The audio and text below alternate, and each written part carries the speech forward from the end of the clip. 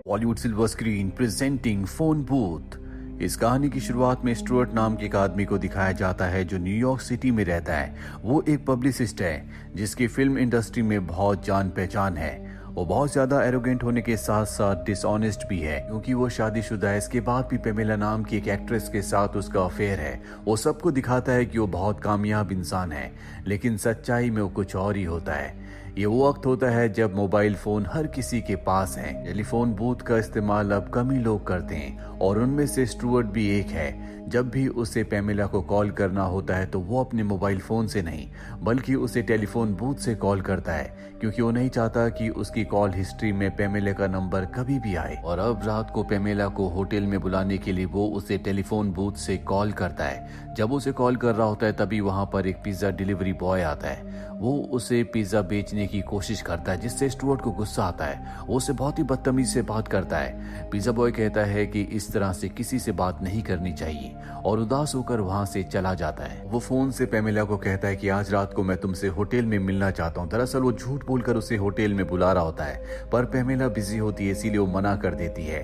और अब जब वो वहां से जा ही रहा होता है कि तभी वो फोन रिंग होता है। उसे लगता है कि पेमेला ने उसे कॉल बैक किया इसीलिए वो रिसीवर को उठा लेता है। दूसरी तरफ से एक आदमी की आवाज आती है जो उसका नाम जानता है और वो स्टुअर्ट को अपना नाम नहीं बताता। वो स्टुअर्ट से कहता है कि कॉल करने वाला अनजान ही क्यों ना हो पर रिंगिंग फोन का जवाब देना जरूरी है। हमारे पास जो पिज्जा वाला आया था तुम्हें उससे पिज्जा की डिलीवरी ले लेनी चाहिए थी। जल्दी तुम्हें एनर्जी की जरूरत होगी।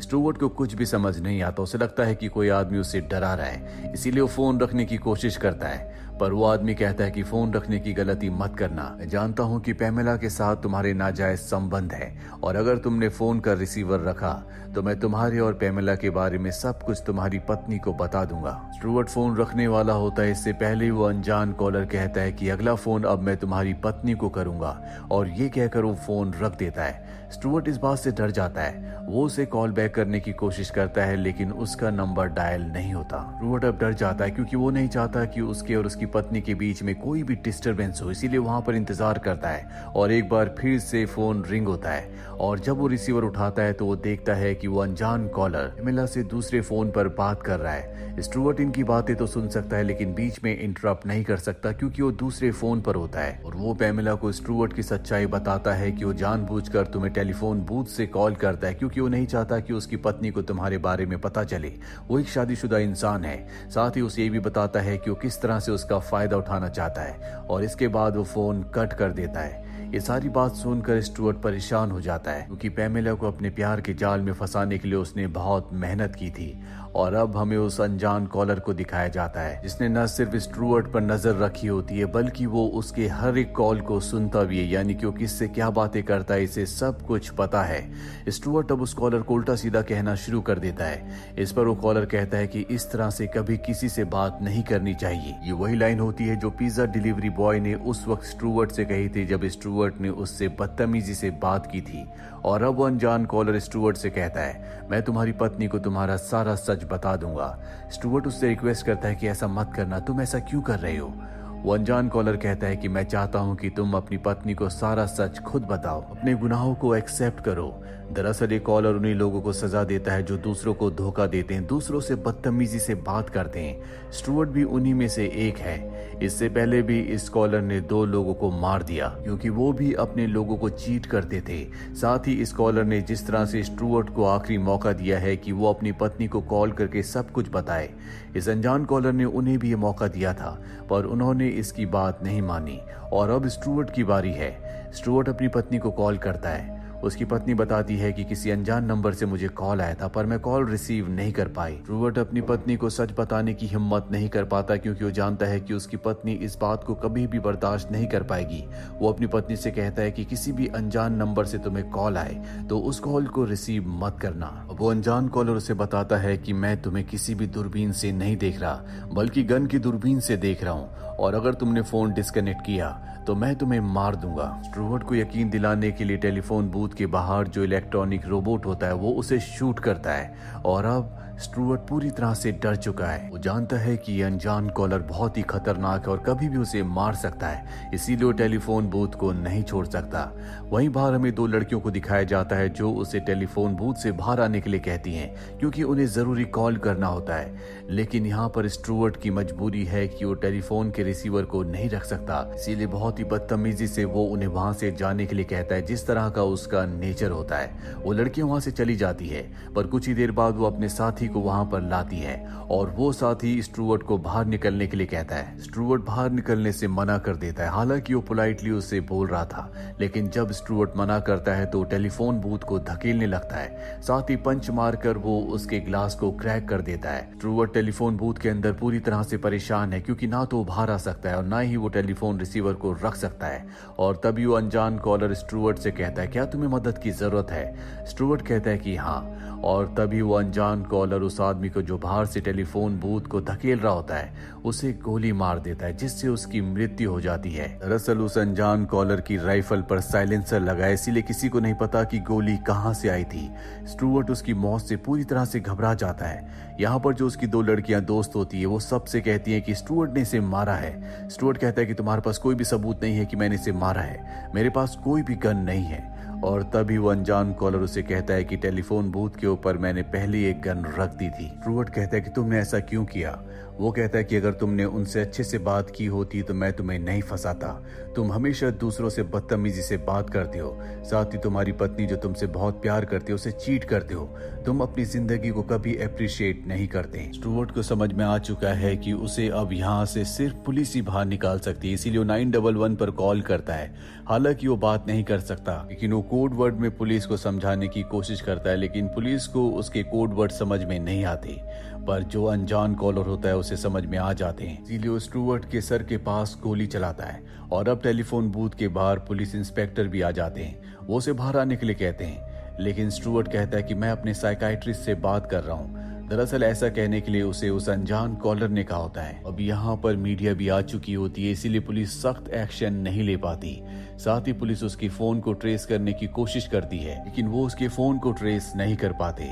अब यहाँ पर स्टुअर्ट की पत्नी भी आ जाती है, क्योंकि उसने न्यूज में देख लिया होता है कि टेलीफोन बूथ में क्या हो रहा है, और वो स्टुअर्ट को बाहर आने के लिए कहती है, लेकिन स्टुअर्ट बाहर नहीं आ सकता। वो अनजान कॉलर स्टुअर्ट से कहता है कि अगर तुमने सबके सामने अपनी पत्नी को पैमेला के बारे में सच्चाई बता दी तो मैं तुम्हें यहाँ से जाने दूंगा। स्टुअर्ट समझ चुका है कि अब उसके पास कोई भी रास्ता नहीं है, इसीलिए वो सबके सामने कैली को अपनी पूरी की पूरी बेवफाई की सच्चाई बता देता है कि किस तरह से वो उसे चीट करता है। लेकिन अब वो अनजान कॉलर उसे जिंदा छोड़ने का इरादा बदल चुका है। स्टुअर्ट भी पूरी तरह से फ्रस्ट्रेट हो चुका है, इसीलिए वो फोन रखकर बाहर आकर हाथ ऊपर कर लेता है। और तभी वो देखता है कि उसकी पत्नी कैली के सिर पर एक लाल रंग की रोशनी है, यानी कि स्नाइपर ने अब उसकी पत्नी को निशाना बनाया है। वो डर जाता है और एक बार फिर से रिसीवर उठा लेता है। और अब यहाँ पर पैमेला भी आ जाती है। वो कॉलर कहता है कि तुम्हें पैमेला और अपनी पत्नी कैली में से एक को चुनना होगा। स्टुअर्ट उससे रिक्वेस्ट करता है कि मेरे साथ ऐसा मत करो। और जब वो उससे बात कर ही रहा होता है कि वो चुपके से अपने मोबाइल फोन से अपनी पत्नी कैली को कॉल कर देता है। कैली सुनती है कि किस तरह से स्टुअर्ट किसी अनजान इंसान से बात कर रहा है, और वो फोन पुलिस को देती है। पुलिस को भी अब पूरा गेम समझ में आ चुका है, कोई स्टुअर्ट को ये सब करने के लिए मजबूर कर रहा है।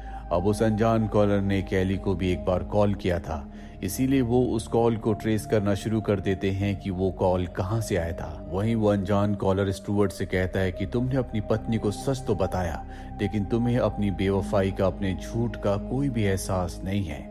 स्टुअर्ट को यकीन हो चुका है कि अब वो जिंदा नहीं बच सकता, इसीलिए उसे अपनी आखिरी वक्त में अपनी सारी गलतियों का एहसास होता है और वो सबके सामने कन्फेस करता है कि वो अच्छा इंसान नहीं है। वो अपने असिस्टेंट्स को झूठी पेमेंट के वादे करता था, जानबूझकर वो हमेशा से महंगे सूट पहनता है ताकि सबको ऐसा लगे कि वो बहुत रईस है, जबकि सच्चाई कुछ और ही है। वो अनजान कॉलर स्टुअर्ट से कहता है कि बूथ के ऊपर जो गन रखी है तुम उसे लेकर बाहर जाओ। दरअसल वो स्टुअर्ट को ऐसा करने के लिए इसलिए कहता है ताकि जब वो गन लेकर बाहर जाए तो पुलिस उसे शूट कर दे।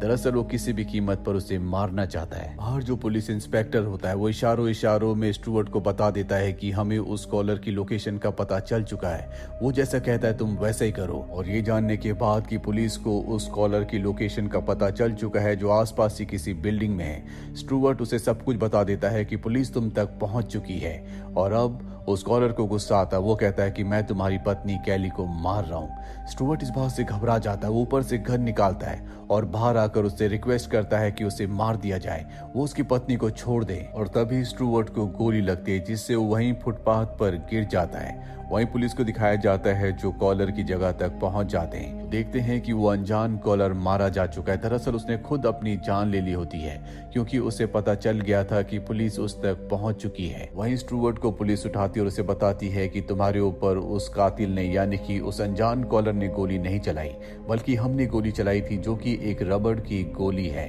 तुम अब भी पूरी तरह से ठीक हो। हालांकि वो जख्मी हो गया होता है और उसकी जान बच चुकी है। इसके बाद वो उस अनजान कॉलर की डेड बॉडी को देखता है, जो वही पिज्जा डिलीवरी बॉय होता है जिसने कहानी की शुरुआत में उसे पिज्जा बेचने की कोशिश की थी। और अब स्टुअर्ट को एम्बुलेंस में लिटाया जाता है, उसे दवा दी जाती है।